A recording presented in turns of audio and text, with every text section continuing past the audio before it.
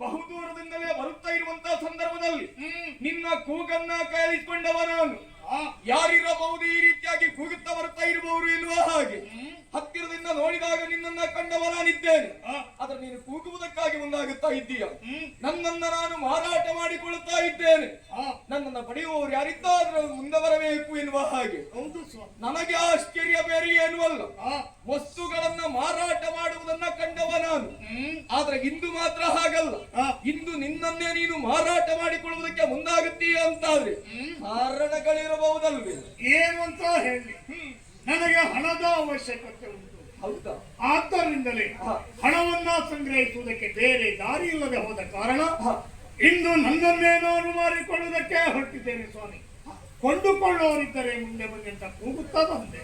ಹಣ ಕೊಡುವವರು ಹಣ ಬೇಕೆನ್ನುವಂತ ಉದ್ದೇಶಕ್ಕಾಗಿ ಇಂದು ನಿನ್ನನ್ನೇ ನೀನು ಮಾರಾಟ ಮಾಡಿಕೊಳ್ಳುವುದಕ್ಕಾಗಿ ಮುಂದಾಗುತ್ತಾ ಇದ್ದೀಯ. ನಿನ್ನನ್ನ ನೀನು ಮಾರಾಟ ಮಾಡಿಕೊಂಡಿ ಅಂತಾದ್ರೆ ನಿನಗೆ ಹಣ ಕೊಡಬೇಕು ಅಂತಾದ್ರೆ ಎಷ್ಟು ಹಣ ಬೇಕಾದೀತು? ನನಗೆ ಎಷ್ಟು ಅವಶ್ಯಕತೆ ಇದೆಯೋ ಅಷ್ಟು ಹಣವನ್ನ ನೀವು ಕೊಡುವುದಕ್ಕೆ ಸಿದ್ಧರಿದ್ದೀರೋ? ನಾನು ಎಷ್ಟು ಅವಶ್ಯಕತೆ ಉಂಟು ಅಷ್ಟು ಕೊಡುವುದಕ್ಕೆ ಸಿದ್ಧರಿದ್ದೇನೆ. ನಾನು ಕೇಳಿದಷ್ಟು. ಹೌದಪ್ಪ,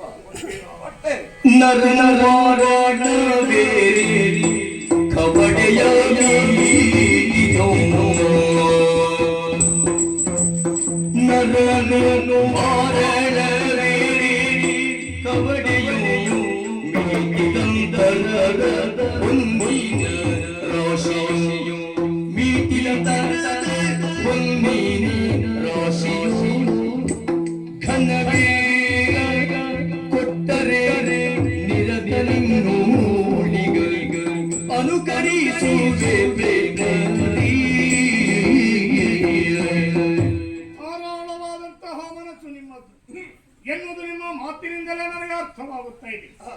ನಾನೊಬ್ಬ ಸಾಲಗಾರನಾದವ. ನನ್ನ ಸಾಲವನ್ನು ನಾನು ತೀರಿಸಿಕೊಳ್ಳಬೇಕು ಅಂತಾದ್ರೆ ಇಂತಿಷ್ಟೇ ಮೊತ್ತ ಬೇಕು ಎನ್ನುವಂತಹ ನಿರ್ಣಯ ನನಗುಂಟು. ಅಷ್ಟು ಹಣವನ್ನ ನೀವು ಕೊಡಬೇಕು ಅಂತ ನಿಮ್ಮಲ್ಲಿ ಮೊದಲಾಗಿ ನಾನು ಕೇಳಿಕೊಳ್ತೇನೆ. ನಾನು ಕೇಳುವ ಹಣ ಒಂದು ಆನೆಯನ್ನ ತೀರಿಸಿ ಆ ಆನೆಯ ಮೇಲೆ ಬಲಿಷ್ಠನಾದಂತಹ ಒಬ್ಬ ವ್ಯಕ್ತಿ ಏರಬೇಕು. ಮಾತ್ರ ಅಲ್ಲ, ಅವನ ಕೈಯಲ್ಲಿ ಒಂದು ಕವಡೆಯನ್ನ ಹಿಡಿಯಬೇಕು. ಆ ಆನೆಯ ಬೆನ್ನನ್ನ ಏರಿದಂತಹ ವ್ಯಕ್ತಿ ಅವನಲ್ಲಿ ಶಕ್ತಿ ಎಷ್ಟುಂಟು ಆ ಶಕ್ತಿಯನ್ನ ಮೀರಿ ಕವಡೆಯನ್ನ ಮೇಲಕ್ಕೆ ಚೆಂದಿದಾಗ ಅದು ಎಷ್ಟು ಎತ್ತರಕ್ಕೆ ಹಾರುತ್ತದೋ ಅಷ್ಟು ದೊಡ್ಡ ಹೊನ್ನಿನ ರಾಶಿಯ ಅವಶ್ಯಕತೆ ನನಗಿದೆ.